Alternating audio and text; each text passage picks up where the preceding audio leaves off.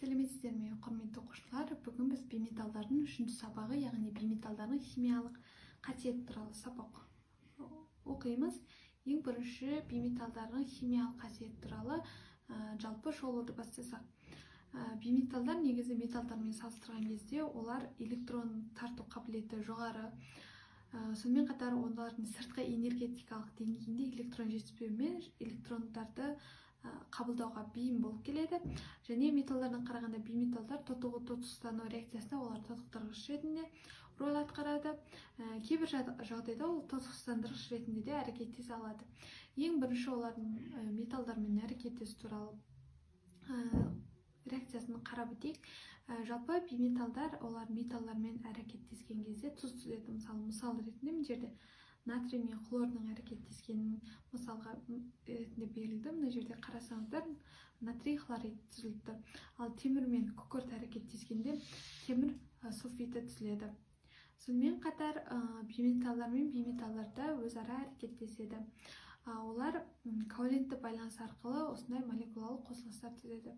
Бірінші жерде сутек пен хлордың әрекеттесу нәтижесінде тұз қышқылы, яғни H хлор түзіліп тұр. Көміртек пен оттек әрекеттесіп, көмір қышқыл газы SO2-ні беріп тұр. Азот пен оттек әрекеттесіп, жоғары температурада бұл жерде NO, яғни осы оксидін береді. Азот эквивалентті оксидін береді. Бұл мысалдағы реакциялар көбінесе энергия бөлінумен жүреді.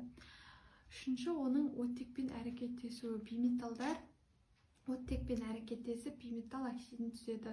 Бұлар көбінесе қышқылдық оксидтер қатарында жатады.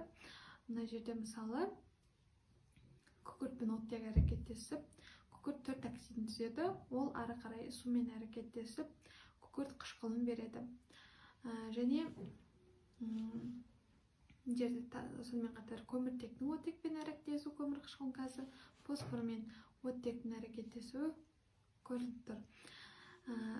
Ары қарай енді сутекпен әрекеттесу, сутекті қосылыстар түзіледі. Бейметалдар сутекпен әрекеттескенде ұшқыш сутекті қосылыстар түзеді. Мысалы, сутекпен күкірт әрекеттесіп, H2S, яғни күкірт сутектін береді.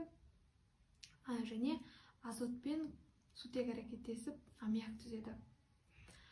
Сонымен қатар бейметалдар қышқылдармен және негіздермен де әрекеттеседі. Әрекеттесу нәтижесінде тұз түзіп жүреді. Бұл жерде хлор мен натрий гидроксидінің әрекеттесу мысал ретінде берілген. Бұл жерде сонымен қатар диспропорция реакциясы деп аталады. Өйткені бұл жерде хлор өзі тотықтырғышта, тотықстандырғышта да болып тұр. Мұндай реакциялық диспропорция реакциясы деп аталады. Ары қарай тотығу тотықстану қасиетіне тоқталатын болсақ, жалпы бейметалдар олар күшті тотықтырғыш болып келеді. Ең күшті тотықтырғыш ол фтор. Яғни фтор, хлор, оттектер осы күшті тотықтырғыш. Ал кейбір жағдайда тотықстандырғыш рөлді атқара алатын бейметалдар да бар. Оған мысалы көміртек, яғни ол SO2-ні түзген кезде ол тотықстандырғыш болады. Және күкіртте тотықстандырғыш бола алады. Сонымен қатар бейметалдардың қышқылдық және негізгі қасиетіне тоқталатын болсақ, олар көбінесе олардың оксидтері қышқылдық сипатқа ие, яғни сумен әрекеттескен кезде олар қышқыл түзеді. Мысалы, мына жерде күкірт 6 оксидін сумен әрекеттескенде күкірт қышқылы, фосфор 5 оксиді